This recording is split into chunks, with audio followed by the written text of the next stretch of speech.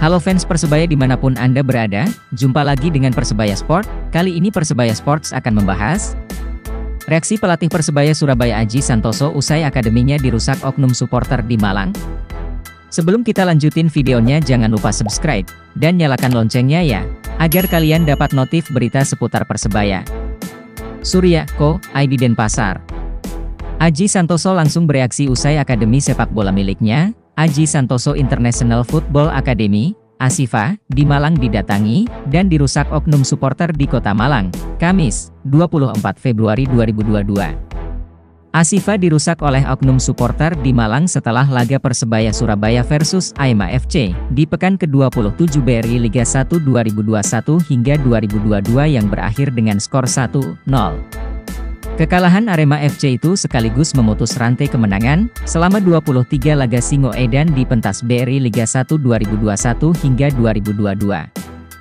Duel kedua tim besar Indonesia itu terjadi di Stadion Kapten Iwayan Dipta, Gianyar, Bali, Rabu, 23 Februari 2022.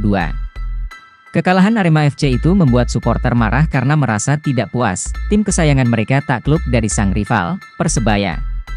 Akibat kekalahan itu, oknum Aremania pun meneror akademi milik Aji Santoso di Malang. Ya betul, setelah pertandingan malam itu memang ada oknum supporter yang bisa dikatakan melakukan demo di depan gedung ASIFA, ujar Aji Santoso dikutip dari bolasport.com. Tetapi, mereka hanya membentangkan spanduk yang bertulisan hujatan kepada saya, terus dua mobil yang ada di sana juga ditulisi hujatan, sebut Aji Santoso. Tetapi, tulisan itu tidak mengakibatkan kerusakan pada mobil, hanya tulisan pakai spidol. Aji Santoso malah berterima kasih kepada manajemen Arema FC, lantaran manajemen Singoedan mau bertanggung jawab. Aji memuji manajemen Arema FC yang bisa bertindak cepat, dengan insiden yang berada di luar jangkauannya itu. Hal yang sangat saya respek kepada manajemen Arema, terutama Mas Ali, manajer Arema FC sudah menelepon saya dan meminta maaf langsung kepada saya, kata Aji.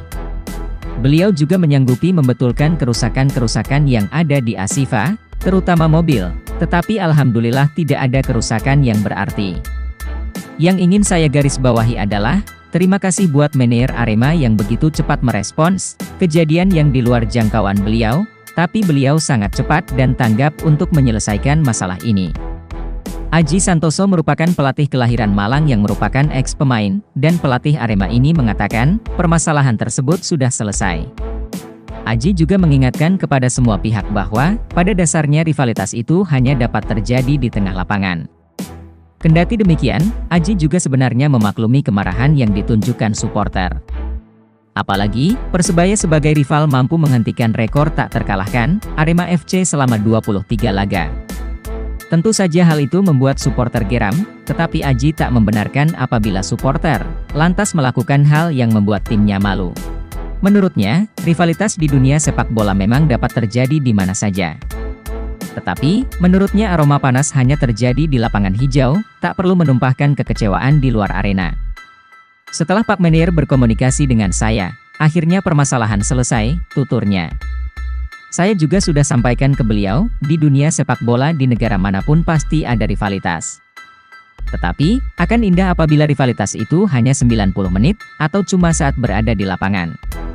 Kejadian memalukan itu terjadi saat sekelompok supporter datang, meneriakkan hujatan kepada Aji Santoso di depan ASIFA.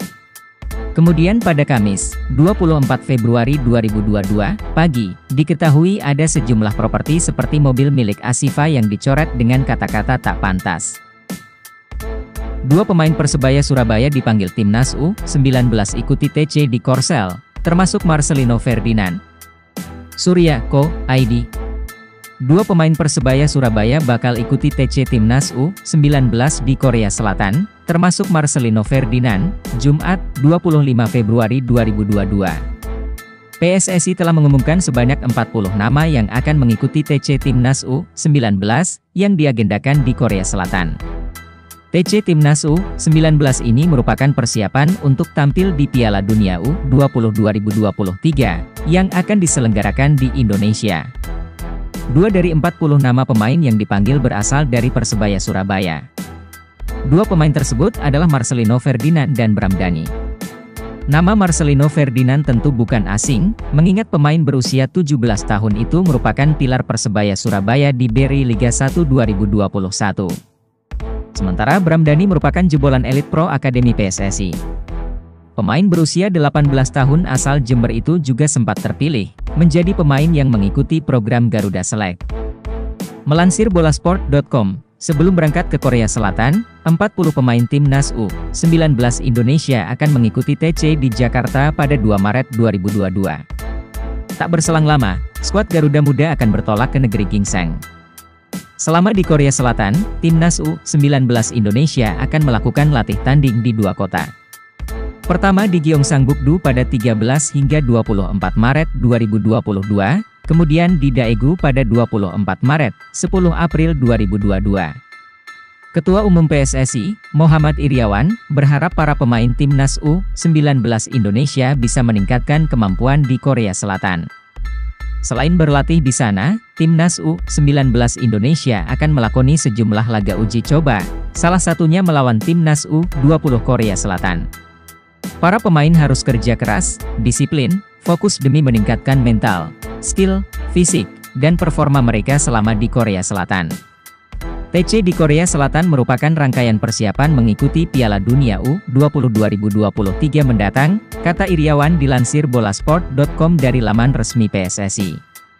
Sementara itu, Sekretaris Jenderal PSSI, Yunus Nusi mengatakan bahwa TC Timnas U19 ini baru langkah awal. Pemusatan latihan ini baru awal. Nanti akan ada lagi dan belum tahu di mana.